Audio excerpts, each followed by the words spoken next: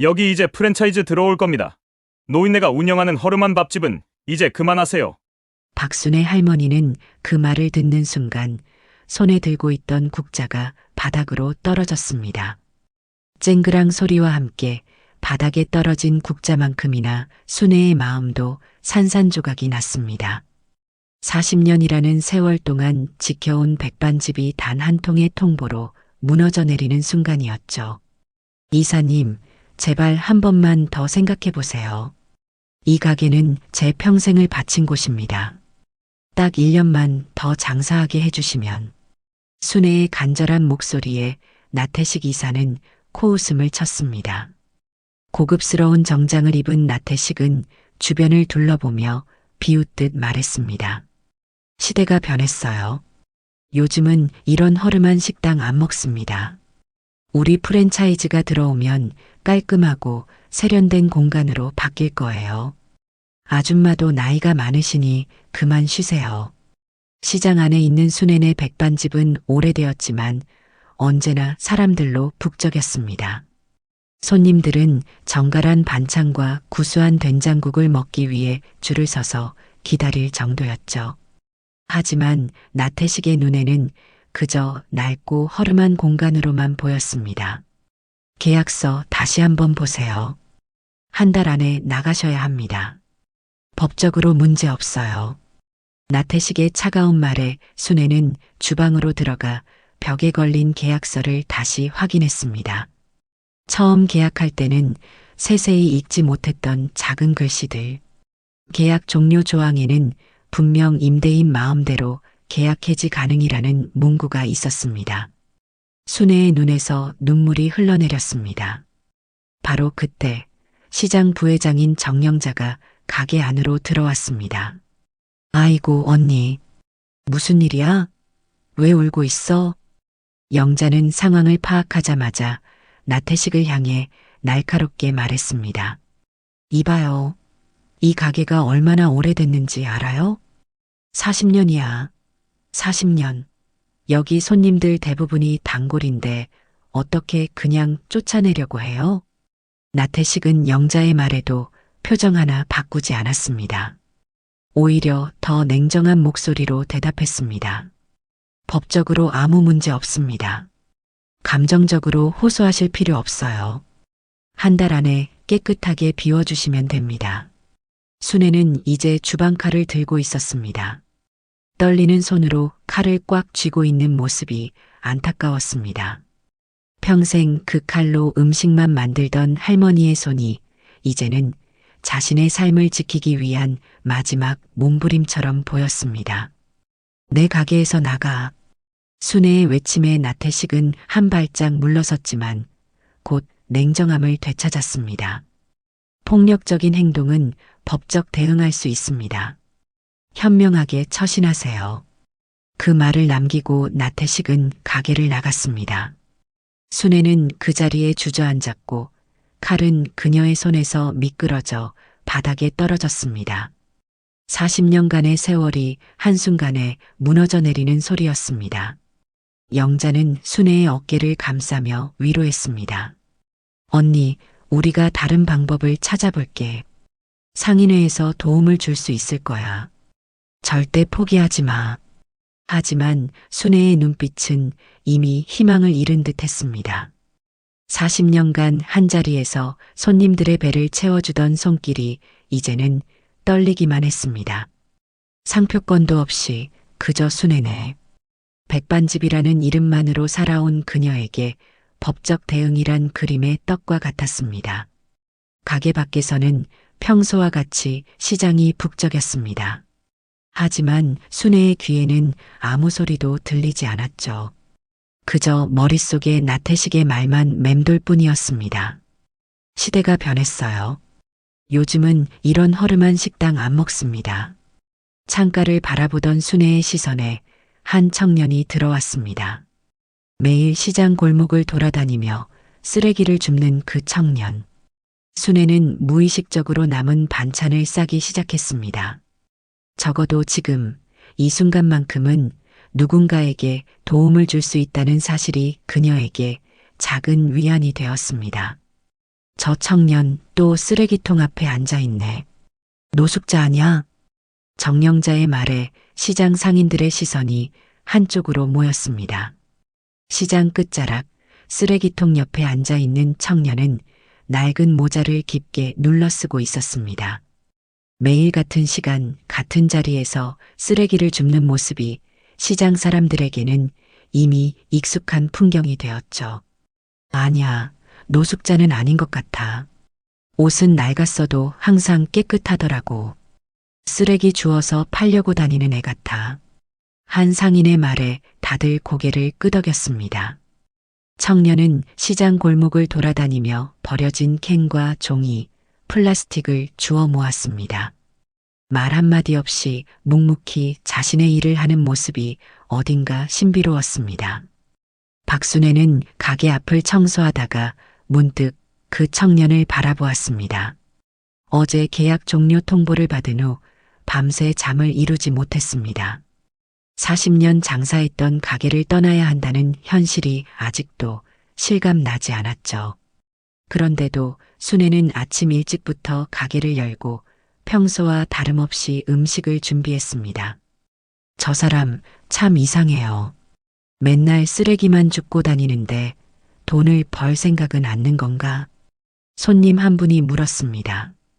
순애는 잠시 생각에 잠기다가 대답했습니다. 세상엔 여러 사람이 있는 법이지. 누구나 자기 사정이 있을 거야. 순애는 더 이상 말을 잇지 않았습니다. 대신 남은 반찬들을 정성스레 도시락통에 담기 시작했습니다. 된장국, 시금치나물, 멸치볶음, 그리고 오늘 아침에 구운 고등어까지. 한 끼 식사로 충분한 양이었죠. 언니, 뭐 하는 거야? 남은 반찬 싸는 거야? 영자가 호기심 어린 목소리로 물었습니다. 그냥 버리기 아까워서. 순애의 대답은 짧았지만 그 뒤에 담긴 마음은 깊었습니다. 도시락을 다 쌌을 때 순애는 천천히 가게를 나와 쓰레기통 앞에 앉아있는 청년에게 다가갔습니다. 청년은 순애가 다가오는 소리에 고개를 들었지만 금세 다시 고개를 숙였습니다. 자, 이거 먹어. 밥은 먹고 다녀야지.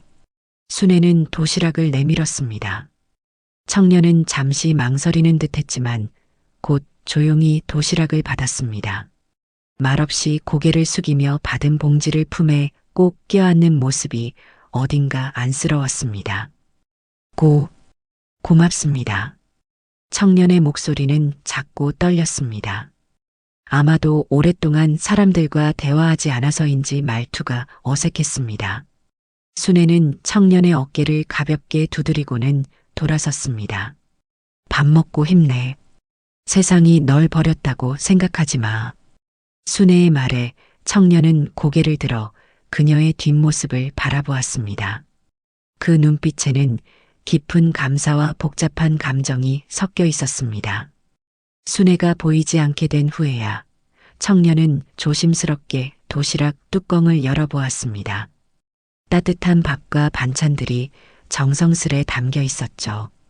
시장 사람들은 이 광경을 지켜보며 수군거렸습니다. 순애 씨가 저런 사람한테까지 밥을 주네. 역시 인심 좋기로 소문난 순애네 백반집이야. 그런데 이제 한 달 후면 문 닫는다면서? 대체 무슨 일이 있는 거야? 소문은 빠르게 퍼졌습니다. 순애네 백반집이 문을 닫는다는 소식에 시장 상인들과 단골 손님들은 안타까워했습니다. 특히 영자는 상인회를 통해 어떻게든 도움을 주려고 애썼지만 법적으로는 딱히 방법이 없었습니다. 어머니, 정말 저희 집으로 오세요. 제가 모시고 살게요. 순애의 딸 김소진은 어머니에게 전화로 간절히 호소했습니다. 도시에서 공무원으로 일하는 소진은 어머니가 힘들게 장사하는 것을 늘 안타깝게 생각했습니다. 아니야, 난 아직 일할 수 있어. 내 걱정 말고 내 살림이나 잘 꾸려. 순애는 딸의 제안을 단호히 거절했습니다. 남에게 기대어 사는 것보다는 자신의 힘으로 살아가는 것이 더 익숙했습니다. 비록 가게는 잃게 되더라도 그녀의 자존심만큼은 지키고 싶었습니다. 한편 쓰레기통 앞에 앉아있던 청년은 순애가 준 도시락을 다 먹은 후 깨끗이 용기를 씻어 가게 앞에 두고 갔습니다. 그리고 다시 묵묵히 시장 곳곳을 돌아다니며 쓰레기를 주웠습니다. 누구도 그에게 관심을 주지 않았지만 오직 순애만이 그를 지켜보고 있었습니다. 저 청년 뭔가 달라. 그냥 쓰레기 줍는 사람 같지 않아. 순애는 혼잣말로 중얼거렸습니다. 청년의 눈빛에서 무언가 특별한 것을 발견한 듯 했습니다. 그러나 지금 그녀에겐 자신의 가게와 미래를 걱정할 시간밖에 없었습니다. 계약 종료까지 남은 시간은 빠르게 흘러가고 있었고 그녀는 아직 대책을 세우지 못했습니다. 그날 밤 순애는 가게 문을 닫으며 한숨을 내쉬었습니다. 내일도 모레도 그리고 앞으로의 몇 주 동안 이 가게의 문을 열 수 있을지 불확실했습니다. 그러나 한 가지 확실한 것은 그녀가 포기하지 않을 것이라는 사실이었습니다. 40년간 지켜온 이 자리, 그녀의 인생이 담긴 이 공간을 그렇게 쉽게 빼앗길 수는 없었죠. 다 된장이다. 내 인생이 다 된장이 됐어. 박순애는 쏟아지는 빗속에서 도시락 뚜껑을 잡으려 했지만 바람에 날아가 버린 뚜껑은 이미 저 멀리 사라진 후였습니다. 시장 한켠에 마련한 작은 노점. 가게를 빼앗긴 지 일주일 만에 순애가 할 수 있는 일이라곤 이렇게 도시락 장사를 시작하는 것뿐이었습니다. 아이고 언니, 이거 장사냐, 서커스냐? 이러다 감기 걸려 병원비만 더 나갈라. 정영자가 우산을 들고 다가와 순애의 머리 위를 가려주었습니다. 영자의 투박한 말투 속에는 걱정이 가득했습니다. 순애는 젖은 손으로 얼굴에 빗물을 훔쳤지만 그것이 빗물인지 눈물인지 구분하기 어려웠죠. 어떡하겠어. 평생 요리밖에 모르는데 이것이라도 안 하면 내가 뭘 하고 살겠어. 순애의 도시락 노점 앞에는 몇몇 단골 손님들이 우산을 쓰고 줄을 서 있었습니다. 40년 동안 순애의 밥을 먹어온 사람들은 그녀가 어디서 장사를 하든 찾아왔습니다. 하지만 가게 안에서 편하게 식사를 하던 때와 달리 비 오는 길가에서 도시락을 받아가는 모습은 너무나 달랐습니다. 사장님, 이 된장국 뭐예요? 맛이 좀 달라진 것 같은데. 한 손님이 물었습니다. 순애는 씁쓸한 미소를 지으며 대답했습니다. 내 눈물 맛이야. 요즘 된장에 눈물을 많이 넣거든. 잠시 어색한 침묵이 흘렀고 곧 손님과 순애 모두 웃음을 터뜨렸습니다. 웃음 속에 담긴 쓸쓸함은 아무도 말하지 않았지만 모두가 느끼고 있었습니다. 시장이 들썩이던 그때 나태식 이사가 고급 우산을 쓴 채 지나갔습니다. 그는 순애의 노점을 보고 걸음을 멈추었습니다. 그리고는 비웃는 듯한 표정으로 말했습니다. 아직도 이러고 계세요? 그냥 포기하시지. 이렇게 비 맞으면서까지 장사할 필요 있습니까? 순애는 아무 말도 하지 않고 도시락을 포장하는 일에만 집중했습니다. 하지만 영자는 참지 못했습니다. 당신, 사람을 어디까지 몰아붙일 거야? 이제 가게도 빼앗았으면 됐지. 여기서까지 괴롭혀? 나태식은 영자의 말에도 동요하지 않고 차갑게 대답했습니다. 공공장소 무단 점유는 불법입니다. 곧 시장 현대화 사업이 시작되면 이런 노점상들은 다 정리될 겁니다. 그 말을 남기고 나태식은 사라졌습니다. 그의 뒷모습을 바라보던 순애의 눈에는 분노와 절망이 교차했습니다. 하지만 그녀는 다시 도시락 포장에 집중했습니다. 지금 그녀가 할 수 있는 것은 오직 하나, 하루하루 버티는 것뿐이었으니까요. 날이 갈수록 순애의 건강은 나빠졌습니다. 비 오는 날은 물론 바람 부는 날, 더운 날에도 그녀는 쉬지 않고 도시락을 팔았습니다. 하지만 처음 며칠간 찾아주던 단골 손님들도 점점 발길이 뜸해졌습니다. 식당에서 먹던 맛을 노점에서는 재현하기 어려웠고 매번 같은 자리에서 장사하기도 힘들었기 때문이었죠. 어머니, 제발 그만하고 저희 집으로 오세요. 소진은 매일 같이 전화로 어머니를 설득했습니다. 비가 오는 날이면 더욱 걱정이 되어 여러 번 전화를 했습니다. 난 괜찮아. 내가 너무 걱정하지 마. 엄마는 평생 장사했으니까 이 정도는 견딜 수 있어. 순애는 항상 강한 척했지만 실제로는 점점 지쳐가고 있었습니다. 밤이면 온몸이 쑤시고 아팠습니다. 특히 요즘에는 기침이 심해져 잠을 이루기 어려웠죠. 하지만 그런 내색 한 번 하지 않았습니다. 평생 혼자서 딸을 키우고 가게를 운영해온 그녀에게 약한 모습을 보이는 것은 자신과의 약속을 어기는 일이었으니까요. 순애 씨, 오늘은 진짜 그만하고 들어가요. 얼굴이 너무 안 좋아 보여. 영자는 순애의 창백한 얼굴을 보고 걱정했습니다. 순애는 억지로 웃으며 고개를 저었습니다. 괜찮아. 조금만 더 하다 들어갈게. 하지만 그날 저녁 순애는 결국 쓰러지고 말았습니다. 마지막 손님이 떠나고 도시락통을 정리하던 중에 갑자기 눈앞이 캄캄해졌고 그대로 바닥에 주저앉았습니다. 다행히 근처에 있던 영자가 발견해 병원으로 데려갔습니다. 폐렴 초기 증상이네요. 이대로 계속 무리하시면 큰일 납니다. 의사의 진단에 영자는 한숨을 내쉬었습니다. 그리고 병원 침대에 누워있는 순애에게 말했습니다. 언니, 이제 그만해. 건강이 제일 중요해. 가게도 잃고 이젠 몸까지 잃을 거야? 순애는 천장을 바라보며 생각에 잠겼습니다.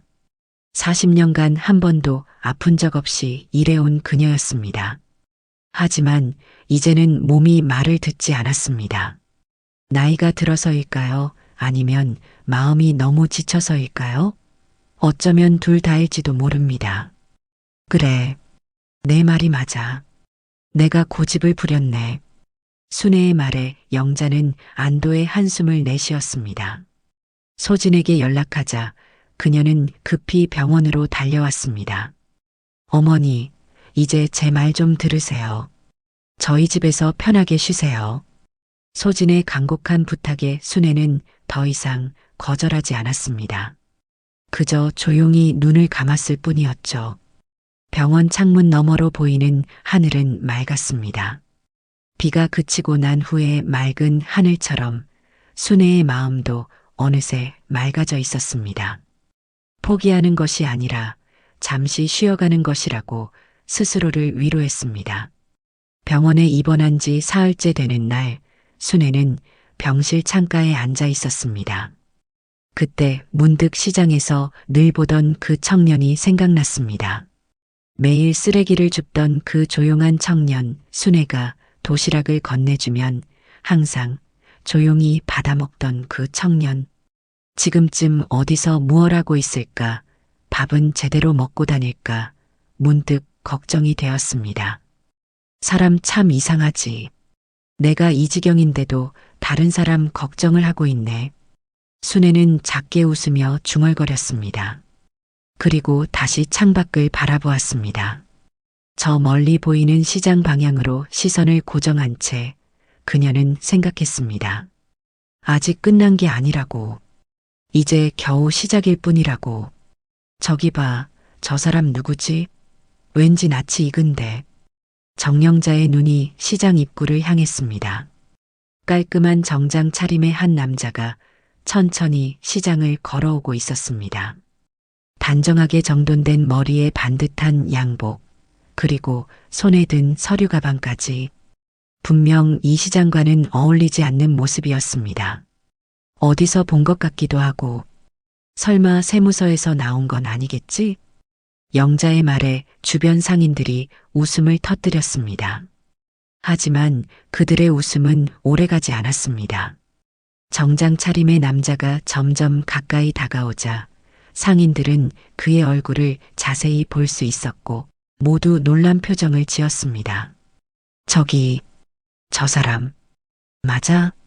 설마, 그 쓰레기 줍던 청년? 상인들의 수군거림 속에서 남자는 천천히 걸음을 옮겼습니다. 그는 더 이상 낡은 모자를 쓰고 있지 않았고 해진 옷도 입고 있지 않았습니다.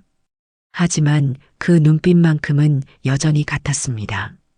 조용하고 단호한 무언가 깊은 생각을 품고 있는 듯한 그 눈빛. 남자는 한때 수내네 백반집이 있던 자리 앞에서 걸음을 멈추었습니다. 지금은 공사 중인 간판이 걸려 있었고 곧 오픈, 프리미엄 한식 전문점이라는 글자가 선명했습니다. 남자는 잠시 그 자리를 바라보다가 시장 안쪽으로 걸음을 옮겼습니다. 저기요, 혹시 영자가 용기를 내어 남자에게 다가갔습니다. 남자는 천천히 고개를 돌려 영자를 바라보았습니다. 네, 안녕하세요. 당신, 전에 여기서 쓰레기 줍던 그 청년 맞죠? 남자는 부드럽게 미소 지었습니다. 그 미소는 예전에 그 수줍음 많던 청년의 모습을 떠올리게 했습니다. 맞습니다. 제가 그 사람이에요. 영자는 놀라움을 감추지 못했습니다. 단정한 정장을 입은 이 사람이 매일 시장 골목을 돌아다니며 쓰레기를 줍던 그 청년이라니 도저히 믿기지 않았습니다. 그런데 어쩐 일로 여기에? 그것도 이런 모습으로? 남자는 잠시 주변을 둘러보더니 대답했습니다. 박순애 사장님을 찾고 있습니다. 혹시 어디 계신지 아세요? 영자는 얼굴을 찡그렸습니다. 한 달 전의 일이 생각났기 때문이었습니다. 아이고, 순애 언니는 가게도 빼앗기고 노점 장사하다가 병원에 입원했다가 지금은 딸네 집에 계셔. 건강이 많이 안 좋으셔. 남자의 표정이 일그러졌습니다. 그는 잠시 생각에 잠기더니 영자에게 물었습니다. 혹시 사장님 연락처 알 수 있을까요? 꼭 뵙고 싶습니다. 영자는 의심스러운 눈빛으로 남자를 살펴보았습니다. 하지만 남자의 진지한 표정에 마음이 흔들렸고 결국 순애의 전화번호를 알려주었습니다. 고맙습니다. 정말 감사합니다. 남자는 공손하게 인사하고 전화번호를 받아 적은 후 시장을 빠져나갔습니다. 그의 뒷모습을 바라보며 영자는 고개를 갸우뚱했습니다. 도대체 무슨 일이지? 쓰레기 줍던 청년이 어떻게 저런 모습이 됐을까? 그로부터 이틀 후 박순애는 딸 소진의 집 거실에 앉아 있었습니다. 병원에서 퇴원한 후 딸의 설득으로 함께 살게 되었지만 마음 한구석은 여전히 불편했습니다. 평생 자신의 삶을 스스로 개척해온 사람에게 누군가에게 의지한다는 건 쉬운 일이 아니었으니까요. 어머니, 오늘은 좀 어떠세요? 기침은 괜찮아지셨어요? 소진이 걱정스러운 눈빛으로 물었습니다. 순애는 힘없이 미소 지었습니다. 괜찮아. 걱정 마. 그런데 나 언제까지 이러고 있어야 하니? 나도 뭐라도 해야 할 것 같은데. 소진은 한숨을 내쉬었습니다. 어머니의 고집을 잘 알고 있었기 때문입니다. 어머니, 제발 건강부터 회복하세요. 그리고 나서 천천히 생각해도 소진의 말이 채 끝나기도 전에 초인종 소리가 울렸습니다. 소진은 의아한 표정으로 현관으로 향했습니다. 방문객을 기다리고 있지 않았기 때문입니다. 누구세요? 안녕하세요. 박순애 사장님 계신가요? 저는 정민호라고 합니다. 정장을 차려입은 남자의 목소리가 들렸습니다. 소진은 의아한 표정으로 문을 열었고 깔끔한 정장 차림의 젊은 남자가 서 있었습니다. 어머니를 어떻게 아세요? 제가 예전에 시장에서 사장님께 많은 도움을 받았습니다. 소진은 망설이다가 남자를 거실로 안내했습니다. 거실에 앉아있던 순애는 들어오는 손님을 보고 얼어붙었습니다. 그녀의 손에 들고 있던 국자가 바닥에 떨어졌습니다. 당신은 정민호는 공손하게 인사를 하며 말했습니다. 안녕하세요, 박순애 사장님. 저는 변호사 정민호입니다. 순애의 눈이 커졌습니다. 쓰레기를 줍던 그 청년이 변호사라니 믿기지 않았습니다. 변호사? 순애의 놀란 표정을 보며 정민호는 미소를 지었습니다. 그리고 정중하게 고개를 숙이며 말했습니다. 네, 저는 법무법인 정의에서 일하는 변호사입니다. 그리고 사장님께 큰 은혜를 입은 사람이기도 합니다. 소진은 어리둥절한 표정으로 어머니와 정민호를 번갈아 바라보았습니다. 도대체 이 사람이 누구길래 어머니가 이렇게 놀란 표정을 짓는 걸까요? 바로 그때 시장에서 온 영자가 갑자기 들어왔습니다. 영자는 항상 소진의 집에 놀러 오곤 했습니다. 언니, 그 쓰레기 줍던 청년 봤어? 완전 변해서 나타났더라고. 근데 영자의 말은 거실에 앉아있는 정민호를 보는 순간 멈췄습니다. 그리고 입을 크게 벌리며 외쳤습니다. 헐, 대반전이네, 이거. 진짜 여기까지 찾아왔네. 영자의 외침에 모두가 잠시 침묵했습니다. 그리고 순애는 천천히 자리에서 일어났습니다. 그녀의 눈에는 혼란과 놀라움, 그리고 무언가 깊은 감정이 어려 있었습니다. 내가 정말 그 청년이 맞니? 민호는 진지한 표정으로 고개를 끄덕였습니다. 네, 제가 맞습니다. 사장님께 많은 이야기를 드릴 게 있습니다. 그리고 제가 도울 수 있는 일이 있을 것 같습니다. 그 국이 제 인생을 살렸어요. 사장님, 아직도 기억하세요? 비 오던 날 제게 건네주셨던 그 따뜻한 된장국을. 정민호의 진지한 목소리가 소진의 거실을 채웠습니다. 박순애는 아직도 놀라움을 감추지 못한 채 그를 바라보았습니다. 쓰레기를 줍던 그 청년이 지금 눈앞에 깔끔한 정장을 입고 변호사로 나타나다니 마치 꿈을 꾸는 것만 같았습니다. 그러니까 내가 정말 그 청년이라는 거니? 순애의 떨리는 목소리에 민호는 부드럽게 미소 지었습니다. 그의 눈에는 깊은 감사의 빛이 어려 있었습니다. 네, 맞습니다. 제가 시장에서 쓰레기를 줍던 그 청년이에요. 하지만 사실 그때 저는 쓰레기를 줍는 게 아니라 시장 환경 미화 봉사를 하고 있었습니다. 봉사라고?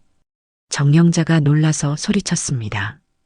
그러니까 당신 노숙자도 아니고 쓰레기 주워 파는 사람도 아니었다는 거야? 민호는 고개를 끄덕였습니다. 저는 낮에는 로펌에서 사무장으로 일하고 퇴근 후에는 시장에서 봉사활동을 했습니다. 어릴 때 이 시장에서 많은 도움을 받았기 때문에 제 나름대로 그 은혜를 갚고 싶었거든요. 방 안의 모든 사람들이 놀란 표정으로 민호를 바라보았습니다. 특히 순애는 자신이 매일 도시락을 건네주던 사람이 실은 봉사활동을 하던 예비 변호사였다는 사실에 입을 다물지 못했습니다. 민호는 천천히 자신의 과거 이야기를 시작했습니다. 15살 때였습니다. 아버지가 사업에 실패하고 어머니까지 병으로 돌아가시면서 저는 갑자기 거리에 나앉게 되었어요. 아버지는 빚을 갚지 못해 도망가셨고 저 혼자 남겨졌습니다. 민호의 목소리에는 오랜 상처가 묻어났습니다. 순애와 소진 그리고 영자까지 모두 그의 이야기에 집중했습니다. 그때 제가 의지할 곳은 이 시장밖에 없었어요. 학교도 다니지 못하고 배고픔에 시달리던 제게 손을 내밀어 주신 분이 바로 사장님이셨습니다. 민호는 순애를 바라보며 진심 어린 목소리로 말했습니다. 매일 아침 사장님께서 챙겨주시던 그 된장국과 반찬들. 사람은 배고플 땐 공부도 안 되라고 하시면서 늘 저에게 끼니를 챙겨주셨죠. 순애의 눈에 눈물이 고였습니다. 그녀는 수많은 사람들에게 밥을 지어줬지만 특별히 민호를 기억하진 못했습니다. 그저 배고파 보이는 아이에게 밥을 챙겨준 것 뿐이었습니다. 그러고 보니 15살쯤 된 마른 아이가 있었지. 항상 책을 들고 다니면서도 배고파 보이던 아이. 그 아이가 너였니? 민호는 환하게 웃으며 고개를 끄덕였습니다. 맞습니다. 제가 그 아이였어요. 사장님이 챙겨주신 밥 덕분에 저는 공부를 계속할 수 있었고 결국 장학금을 받아 고등학교와 대학교까지 졸업했습니다. 그리고 법대에 진학해 변호사가 되었죠. 그런데 왜 돌아왔어? 그것도 쓰레기를 줍는 봉사활동을 하면서. 순애의 물음에 민호는 잠시 생각에 잠겼다가 대답했습니다. 사실 저는 사장님을 다시 만나고 싶었어요. 그리고 제가 받은 은혜를 조금이라도 갚고 싶었고요. 하지만 갑자기 변호사라고 나타나면 부담스러울까봐 조용히 봉사활동을 하면서 시장을 지켜보고 있었습니다. 민호의 진심 어린 고백의 소지는 감동받은 표정이었습니다. 정말 놀라운 인연이네요. 어머니가 베푼 선행이 이렇게 돌아올 줄이야. 영자는 벌떡 일어나 민호의 어깨를 두드렸습니다. 야, 넌 정말 대단한 녀석이구나. 그런데 사람들이 널 노숙자로 오해해도 왜 해명하지 않았어? 민호는 부끄러운 듯 웃었습니다. 그게 중요하지 않았거든요. 제가 누구인지보다 제가 무엇을 하는지가 더 중요하다고 생각했습니다. 순애는 복잡한 감정에 사로잡혔습니다. 자신이 그저 배고파 보이는 아이에게 밥을 주었을 뿐인데 그 아이가 자라서 이렇게 훌륭한 사람이 되어 돌아왔다는 사실이 믿기지 않았습니다. 근데 내가 왜 갑자기 나타난 거니? 내가 가게를 잃었다는 소식을 들었어? 민호의 표정이 갑자기 진지해졌습니다. 네, 영자 여사님께 들었습니다. 사장님의 가게가 강제로 계약 종료되었다는 소식을. 그래서 제가 도울 방법을 찾고 있었습니다. 민호는 서류 가방에서 몇 장의 서류를 꺼냈습니다. 사실 저는 계약법과 상표권 관련 사건을 주로 맡고 있습니다. 그리고 사장님의 경우 법적으로 충분히 대응할 수 있는 부분이 있다고 생각합니다. 소진이 놀란 눈으로 물었습니다. 정말인가요? 어머니가 가게를 되찾을 수 있다는 말씀인가요? 민호는 신중하게 대답했습니다. 가능성이 있습니다. 제가 조사한 바로는 나태식 이사가 진행한 계약 종료 과정에 몇 가지 불법적인 요소가 있었어요. 그리고 민호는 잠시 말을 멈추고 순애를 바라보았습니다. 사장님, 혹시 순애네 백반집이라는 상호를 등록하신 적 있으세요? 순애는 고개를 저었습니다. 아니, 그런 걸 해본 적 없어. 나는 그냥 장사만 했지. 민호는 고개를 끄덕였습니다. 예상했습니다. 하지만 문제는 나태식 이사가 속한 프랜차이즈 회사에서 순애네라는 상표를 무단으로 출원했다는 점입니다. 게다가 사장님의 레시피까지 도용하려 한 정황이 있어요. 뭐라고? 영자가 소리쳤습니다. 그 비열한 놈들, 순애 언니의 이름까지 훔치다니. 민호는 서류를 펼쳐 보여주었습니다. 여기 보시면 프랜차이즈 측에서 순애네 한식당이라는 이름으로 상표권을 출원한 기록이 있습니다. 하지만 이는 명백한 상표권 침해입니다. 사장님께서 오랫동안 순애네 백반집이라는 이름으로 영업해 오셨기 때문에 이미 관습법상 권리가 있습니다. 순애는 민호가 설명하는 법률 용어들을 다 이해하진 못했지만 한 가지는 확실히 알았습니다. 이 청년이 자신을 도우려고 왔다는 사실을요. 국을 먹으며 내가 변호사의 꿈을 꿨다고? 민호의 눈에 감동의 빛이 어렸습니다. 네, 사장님.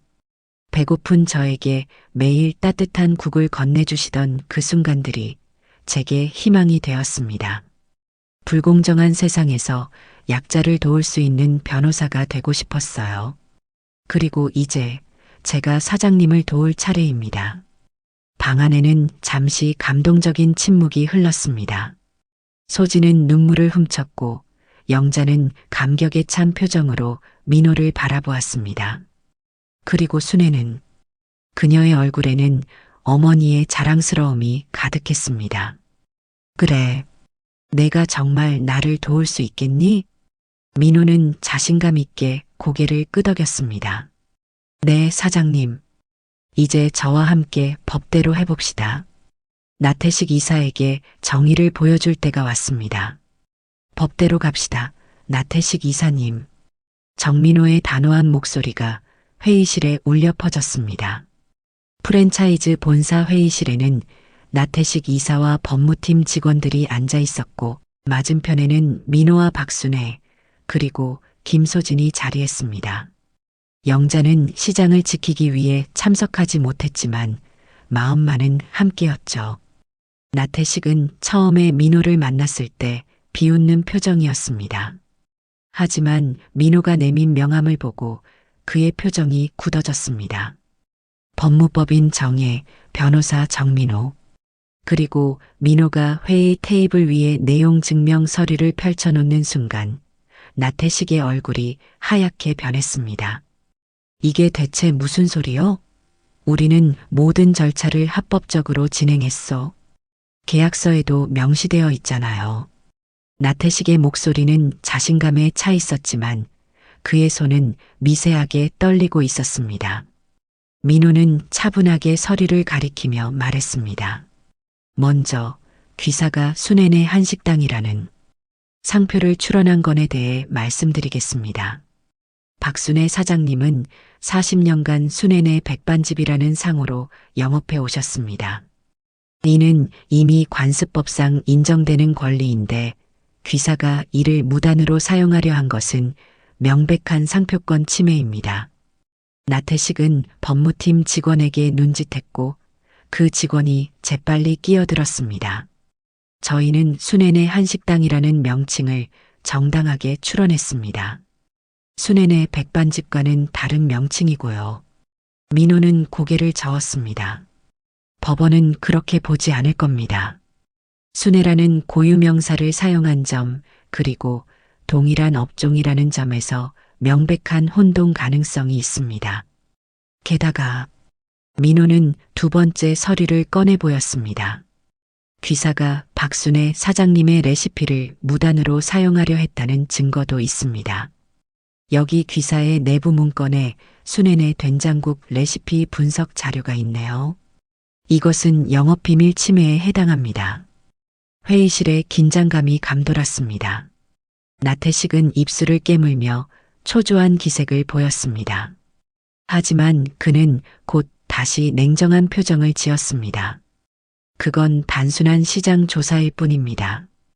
우리 회사는 여러 한식당의 메뉴를 연구하고 있어요. 민호는 미소를 지었습니다. 그의 미소는 자신감에 차 있었습니다. 세 번째로 가장 중요한 부분입니다. 계약 강제 종료 과정에서의 절차적 위반과 부당한 압력 행사. 이 부분은 상당히 심각한 문제입니다. 민호는 녹음기를 꺼냈습니다. 그리고 재생 버튼을 눌렀습니다. 시대가 변했어요. 요즘은 이런 허름한 식당 안 먹습니다. 어서 나가지 않으면 다른 방법을 쓸 수도 있어요. 나태식의 목소리가 녹음기에서 흘러나왔습니다. 나태식의 얼굴이 창백해졌습니다. 이건 불법 녹음이잖아요. 법정에서 증거로 인정받을 수 없어요. 민호는 고개를 저었습니다. 아닙니다. 이 녹음은 시장 상인회의 CCTV 음성 기록입니다. 상인회는 시장 안전을 위해 합법적으로 CCTV를 설치하고 있고 이 기록은 완벽하게 합법적인 증거입니다. 나태식은 말문이 막혔습니다. 그의 손은 이제 눈에 띄게 떨리고 있었습니다. 법무팀 직원들도 서로 눈치를 보며 당황한 기색이 역력했습니다. 그리고 마지막으로 민호는 마지막 서류를 꺼냈습니다. 이 서류는 다른 것들보다 더 공식적인 느낌이 들었습니다. 건물명의 이전 과정에서의 조세 포탈 혐의입니다. 귀사는 실제 거래 금액보다 낮게 신고하여 취득세와 양도소득세를 회피한 정황이 있습니다. 이 부분은 국세청에 이미 제보된 상태입니다. 나태식의 얼굴이 하얗게 질렸습니다. 그는 말을 더듬으며 대답했습니다. 그건 우리가 몰랐던 부동산 중개인이 처리한 일이라. 민호는 나태식의 말을 자르며 단호하게 말했습니다. 이제 선택하실 차례입니다. 이사님. 우리는 두 가지 방안을 제시합니다. 민호는 손가락을 들어 하나씩 짚어가며 말했습니다. 첫째, 모든 혐의에 대해 법정에서 다투는 방법. 이 경우 귀사는 상표권 침해, 영업비밀 침해, 부당한 계약 해지, 그리고 세금 포탈까지 모든 책임을 져야 합니다. 나태식과 법무팀의 표정이 더욱 어두워졌습니다. 둘째, 박순애 사장님과의 합의안입니다. 건물 계약을 원상복구하고 상표권 출원을 취하하며 그동안의 정신적, 물질적 피해에 대한 보상금을 지불하는 조건입니다. 회의실에는 무거운 침묵이 내려앉았습니다. 나태식은 떨리는 손으로 물을 한 모금 마시고 법무팀 직원들과 눈짓을 주고받았습니다. 그들의 표정은 이미 결정이 내려졌음을 말해주고 있었습니다. 합의하겠습니다. 나태식의 목소리는 힘이 빠져 있었습니다. 민호는 고개를 끄덕였고 순애의 눈에는 안도의 빛이 어렸습니다. 현명한 선택이십니다. 그럼 합의 조건을 구체적으로 논의하겠습니다. 그날 오후 모든 합의가 이루어졌습니다. 프랜차이즈 본사는 순애에게 공식 사과를 하고 건물 계약을 포기하기로 했습니다. 또한 그동안의 영업 손실에 대한 보상금도 지불하기로 했습니다. 회의실을 나오면서 순애는 민호의 팔을 붙잡았습니다. 정말 고마워, 민호야. 내가 아니었으면 이런 결과는 꿈도 못 꿨을 거야. 민호는 부드럽게 미소 지었습니다. 사장님께 받은 은혜를 조금이나마 갚을 수 있어서 다행입니다. 하지만 아직 끝나지 않았어요. 이제 가게를 다시 열 준비를 해야 합니다. 소진이 걱정스러운 표정으로 물었습니다. 하지만 어머니 건강이 아직 완전히 회복되지 않으셨는데 민호는 잠시 생각에 잠기더니 말했습니다. 한 가지 제안이 있습니다. 제가 그 건물을 매입하는 것은 어떨까요? 순애와 소진은 놀란 표정으로 민호를 바라보았습니다. 내가 로펌에서 일하며 모아둔 돈이 있습니다. 그 돈으로 건물을 매입하고 사장님께서 다시 순애네 백반집을 운영하시는 거예요. 임대료 걱정 없이요. 순애는 감동한 표정으로 민호를 바라보았습니다. 그녀의 눈에는 눈물이 고여 있었습니다. 이 정도면 충분해, 민호야. 내가 이미 나를 많이 도와줬어. 더 이상은. 민호는 순애의 말을 부드럽게 막았습니다. 사장님, 제게는 이것이 단순한 도움이 아닙니다. 제 인생을 바꿔준 은인에 대한 보답이자 제가 꿈꿔온 정의를 실현하는 일이에요. 제발 받아주세요. 그날 저녁 시장에는 기쁜 소식이 퍼졌습니다. 순애네 백반집이 다시 돌아온다는 소식에 모든 상인들이 축하를 건넸고 영자는 눈물을 흘리며 순애를 끌어안았습니다. 언니 정말 다행이야. 쓰레기 줍던 그 청년이 알고 보니 천사였네. 순애는 민호를 바라보며 생각했습니다. 한 그릇의 국이 한 사람의 인생을 바꿨고 그 사람이 다시 자신의 인생을 바꿔주었다는 사실에 가슴이 뭉클해졌습니다. 세상은 참으로 신비로운 곳이었습니다. 다시 켜진 백반집 불빛, 오늘 밤 시장이 더 밝아 보이는구나. 정영자의 목소리에는 기쁨이 가득했습니다. 한 달 만에 다시 문을 연 순애네 백반집 앞에는 시장 상인들과 단골 손님들이 줄을 서 있었습니다. 예전 그대로의 간판이 걸려 있었고 문 앞에는 오픈 축하합니다라는 화환들이 즐비했습니다. 박순애는 가게 안에서 분주히 움직이고 있었습니다. 몸은 아직 완전히 회복되지 않았지만 다시 자신의 가게에 서 있다는 사실만으로도 그녀의 얼굴에는 활기가 돌았습니다. 주방에서는 구수한 된장국 냄새가 퍼져나왔고 정갈하게 놓인 반찬들이 손님들을 기다리고 있었죠. 어머니, 무리하지 마세요. 제가 도와드릴게요. 소진이 걱정스러운 표정으로 어머니를 도우려 했지만 순애는 고개를 저었습니다. 괜찮아. 이 정도는 내가 할 수 있어. 내가 옆에서 도와주는 것만으로도 고마워. 소진은 어머니의 달라진 모습에 놀랐습니다. 병원에 입원했을 때의 그 무기력함은 온데간데 없고 다시 주방에 선 순애는 마치 10년은 젊어진 것 같았습니다.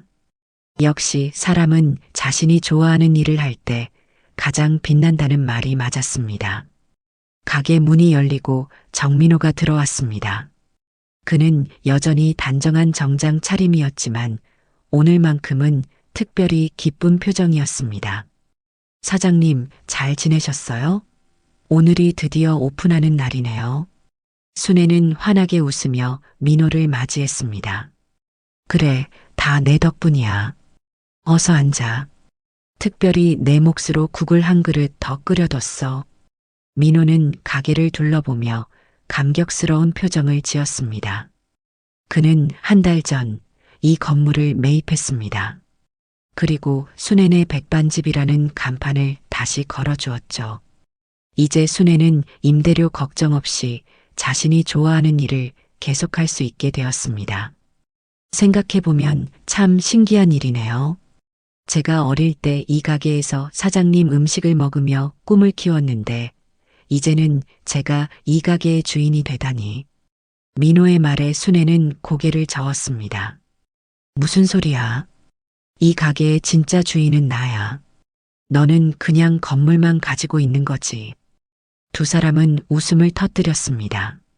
민호는 순애의 말이 맞다고 생각했습니다. 진정한 순애네 백반집은 이 공간이 아니라 순애라는 사람 자체였으니까요. 곧 가게는 손님들로 가득 찼습니다. 시장 상인들이 일을 잠시 미루고 축하하러 왔고 소문을 듣고 찾아온 단골 손님들도 많았습니다. 모두가 순애의 복귀를 진심으로 기뻐했습니다. 다시 이 된장국 맛 좀 보자. 아이고, 이게 얼마만이야. 병원 음식만 먹다가 이런 구수한 맛을 보니 살 것 같네. 한 단골 손님의 말에 다들 웃음을 터뜨렸습니다. 순애는 부끄러운 듯 미소를 지었습니다. 과장하지 마세요. 그냥 평범한 된장국일 뿐인데. 하지만 모두가 알고 있었습니다. 순애의 된장국은 결코 평범하지 않다는 것을요. 그 맛에는 40년 세월의 정성과 사랑이 담겨 있었습니다. 영자는 민호의 어깨를 두드리며 큰 소리로 말했습니다. 아니, 얘 이젠 시장 대장 하겠네. 처음엔 쓰레기 줍는 청년인 줄 알았더니 알고 보니 대단한 변호사였어. 그리고 이젠 건물주라니. 민호는 부끄러운 듯 웃었습니다. 그는 자신이 특별하다고 생각하지 않았습니다. 그저 받은 은혜를 갚은 것뿐이었죠. 아닙니다. 저는 그저 제가 받은 것을 돌려드렸을 뿐이에요. 사장님의 음식이 제 삶을 바꿔놓았으니까요. 가게 안에는 따뜻한 분위기가 감돌았습니다. 모두가 음식을 먹으며 이야기꽃을 피웠고 웃음소리가 끊이지 않았습니다. 마치 큰 가족이 모인 것 같은 분위기였습니다. 그때 가게 문이 열리고 놀랍게도 나태식 이사가 들어왔습니다. 순간 가게 안이 조용해졌고 모두의 시선이 그에게 집중되었습니다. 나태식은 어색한 표정으로 민호에게 다가갔습니다. 변호사님, 그리고 박순애 사장님께 정식으로 사과드리러 왔습니다. 나태식의 목소리에는 진심이 담겨 있었습니다. 그는 더 이상 교만한 태도가 아니었습니다. 저희 회사가 잘못했습니다. 사업을 확장하려는 욕심에 사람의 가치를 무시했어요. 진심으로 사과드립니다. 순애는 잠시 나태식을 바라보았습니다. 그리고 천천히 국자를 들고 그에게 다가갔습니다. 모두가 긴장된 표정으로 상황을 지켜보았습니다. 앉아요. 밥 한 그릇 먹고 가세요. 순애의 말에 나태식은 놀란 표정을 지었습니다. 그는 이런 대접을 기대하지 않았습니다. 정말 괜찮으시겠어요? 순애는 단호하게 고개를 끄덕였습니다. 내 집에 온 손님은 누구든 배고파서는 못 보내. 이게 내 철학이야. 나태식은 감동한 표정으로 자리에 앉았습니다. 순애는 그에게 따뜻한 밥과 국을 내왔고 나태식은 조심스럽게 한 숟가락 떠먹었습니다. 정말 맛있습니다. 이런 맛은 프랜차이즈에서 절대 만들 수 없는 맛이네요. 그의 진심 어린 감탄에 순애는 미소를 지었습니다. 그녀는 자신의 음식이 사람의 마음까지 변화시킬 수 있다는 것을 알고 있었습니다. 민호가 그 증거였으니까요. 저녁이 깊어가면서 손님들은 하나둘 자리를 떴고 가게에는 순애와 민호, 소진, 그리고 영자만 남았습니다. 그들은 테이블에 둘러앉아 오늘 있었던 일들을 이야기했습니다. 어머니, 이제 정말 다 잘 됐네요. 가게도 돌아왔고 건강도 점점 좋아지고 있고 소진의 말에 순애는 고개를 끄덕였습니다. 하지만 그녀의 표정에는 무언가 더 생각하는 기색이 있었습니다. 그래, 다 잘 됐어. 하지만 이제는 내가 받은 행복을 다른 사람들에게도 나눠주고 싶어. 민호가 궁금한 표정으로 물었습니다. 무슨 생각을 하고 계신 거예요, 사장님? 순애는 잠시 생각에 잠기다가 말했습니다.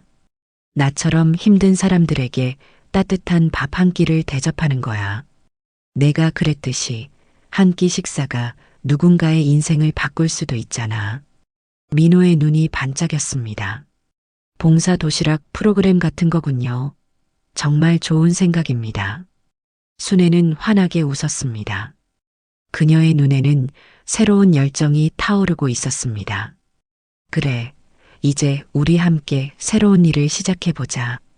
순애네 나눔 밥상. 어때? 모두가 그 이름에 동의했고 그날 밤 순애네 백반집에는 새로운 꿈이 피어났습니다. 그리고 그 꿈은 곧 현실이 될 것이었습니다. 밥 한 끼가 살린 인생이 있어요. 이 음식을 먹고 희망을 얻은 사람들이 있다는 걸 절대 잊지 마세요. 박순애의 말에 자원봉사자들이 고개를 끄덕였습니다. 순애네 나눔 밥상 프로그램이 시작된 지 이제 한 달이 지났고 매주 토요일마다 시장 한켠에서는 따뜻한 도시락 나눔 행사가 펼쳐졌습니다. 노숙자들, 홀로 사는 노인들, 그리고 끼니를 제대로 챙기지 못하는 청소년들까지 많은 이들이 순애의 밥상을 찾았습니다. 어머니, 이번 주는 50개의 도시락이 모두 나갔네요. 다음 주에는 더 준비해야겠어요. 소진은 빈 도시락통을 정리하며 말했습니다.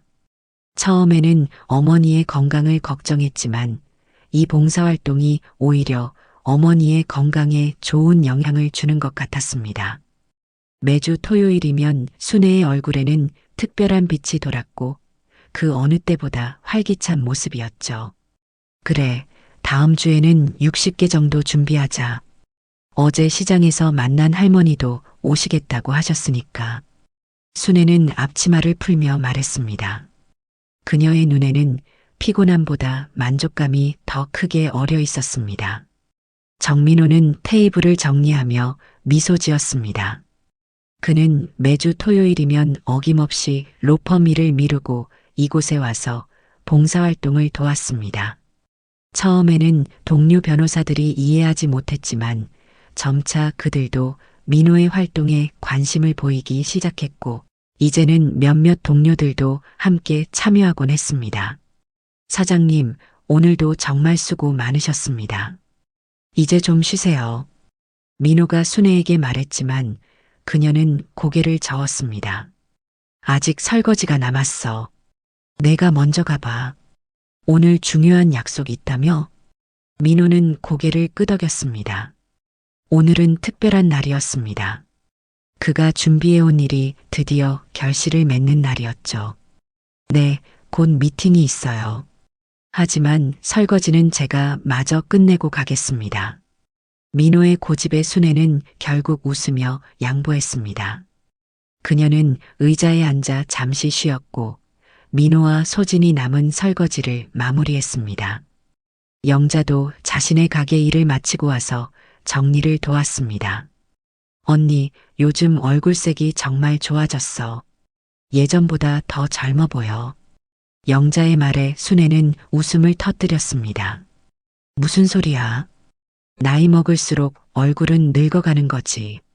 아니야, 진짜로 달라졌어. 행복해 보여. 이렇게 나눔을 하면서 사는 게 언니한테 딱 맞는 것 같아. 순애는 잠시 생각에 잠겼습니다. 영자의 말이 맞았습니다. 가게를 잃었을 때는 세상이 무너진 것 같았지만 지금은 오히려 더 큰 행복을 느끼고 있었습니다. 한 사람의 밥상을 책임지는 것에서 많은 사람들의 끼니를 걱정하는 것으로 그녀의 마음이 넓어진 것이었죠. 설거지를 마친 민호가 다가왔습니다. 그의 표정은 무언가 비밀을 간직한 사람처럼 설레고 들떠 있었습니다. 사장님, 잠시 저와 함께 가실 수 있을까요? 보여드릴 것이 있습니다. 순애는 의아한 표정으로 민호를 바라보았습니다. 그리고 소진과 영자를 번갈아 쳐다보았지만 그들 역시 미소만 지을 뿐 아무 말도 하지 않았습니다. 너희들 뭔가 꾸미고 있구나? 민호는 웃으며 순애의 손을 잡았습니다. 그냥 따라오세요. 좋은 일입니다. 순애는 결국 민호를 따라 밖으로 나갔습니다. 소진과 영자도 그 뒤를 따랐죠. 그들은 시장을 빠져나와 조금 떨어진 건물 앞에 도착했습니다. 그 건물은 오래되었지만 최근에 리모델링한 듯 깔끔한 외관을 갖추고 있었습니다. 여기가 어디니? 순애가 궁금한 표정으로 물었습니다. 민호는 열쇠를 꺼내며 대답했습니다. 이제부터 순애네 나눔 밥상의 새로운 보금자리입니다. 민호가 문을 열자 안에는 깨끗하게 정돈된 주방과 넓은 식당 공간이 보였습니다. 벽면에는 순애네 나눔 밥상이라는 간판이 걸려 있었고 테이블과 의자가 가지런히 놓여 있었습니다. 이게 다 뭐야? 순애의 목소리가 떨렸습니다. 민호는 자랑스러운 표정으로 말했습니다. 제가 로펌 동료들과 함께 만든 재단에서 후원하기로 했습니다. 이제 더 많은 사람들에게 따뜻한 밥을 대접할 수 있어요. 순애의 눈에 눈물이 고였습니다. 그녀는 말없이 주방을 둘러보았습니다. 최신식 설비와 넓은 조리대, 그리고 대형 냉장고까지 모든 것이 완벽했습니다. 민호야, 이게 다 내가 한 거니? 민호는 고개를 저었습니다. 저 혼자가 아닙니다. 많은 사람들이 사장님의 이야기에 감동받아 함께 참여했어요. 그리고 민호는 벽면에 걸린 액자를 가리켰습니다. 그 안에는 순애네 백반집 이야기가 담긴 신문 기사가 있었습니다. 쓰레기 줍던 청년, 은인의 식당을 지키다라는 제목의 기사였죠. 사장님의 이야기가 많은 사람들에게 퍼졌습니다. 한 그릇의 국이 한 사람의 인생을 바꾸고 그 사람이 다시 다른 이들을 돕는 선순환의 이야기로요. 순애는 더 이상 감정을 억누르지 못하고 눈물을 흘렸습니다. 그녀는 떨리는 손으로 민호의 손을 잡았습니다. 이게 다 내가 국 하나 먹고 울어서 시작된 일이야. 민호도 눈시울이 붉어졌습니다. 그 국 덕분에 제가 여기까지 온 겁니다. 사장님, 이제 더 많은 사람들과 함께 나눔의 기쁨을 누리세요. 순애는 고개를 끄덕이며 주방으로 걸어갔습니다. 그녀는 조리대 위에 손을 얹었고 마치 오랜 친구를 만난 것처럼 편안한 표정을 지었습니다. 이곳이 앞으로 그녀의 새로운 무대가 될 것이었습니다. 내일부터 바로 일을 시작할 수 있겠네. 순애의 말에 모두가 웃음을 터뜨렸습니다. 소진은 어머니의 어깨를 안았고 영자는 감격스러운 표정으로 공간을 둘러보았습니다. 민호는 조용히 순애의 손을 꼭 잡았습니다. 그리고 그녀의 귀에 속삭였습니다. 사장님, 이 집국엔 정의가 있어요. 순애는 그 말에 미소를 지었습니다. 그녀는 민호의 말이 무슨 뜻인지 정확히 이해했습니다. 단순한 음식이 아니라 사람과 사람 사이의 따뜻한 정, 그리고 세상을 더 나은 곳으로 만들고자 하는 의지. 그것이 바로 그녀의 국에 담긴 정이었습니다. 밖에는 어느새 저녁 노을이 물들고 있었습니다. 새로운 수년의 나눔 밥상의 창문을 통해 보이는 저녁 하늘은 마치 새로운 시작을 축복하는 것 같았습니다. 순애는 창가에 서서 하늘을 바라보았습니다. 그리고 작은 소망을 가슴에 품었습니다. 더 많은 사람들에게 따뜻한 밥 한 끼를 선물하고 그들의 인생에 작은 희망이 되어주는 것. 그것이 바로 그녀가 남은 인생에서 이루고 싶은 꿈이었습니다. 자, 이제 우리 다 같이 첫 식사를 해볼까? 순애는 앞치마를 다시 두르며 말했습니다. 그녀의 눈빛에는 열정이 가득했고 그 모습은 마치 수십 년 전 처음 가게를 열었을 때의 젊은 순애를 떠올리게 했습니다. 오늘부터 새로운 순애의 이야기가 시작되는 거야. 오늘 이야기를 들어주셔서 감사합니다. 영상이 마음에 드셨다면 구독과 좋아요로 응원 부탁드립니다.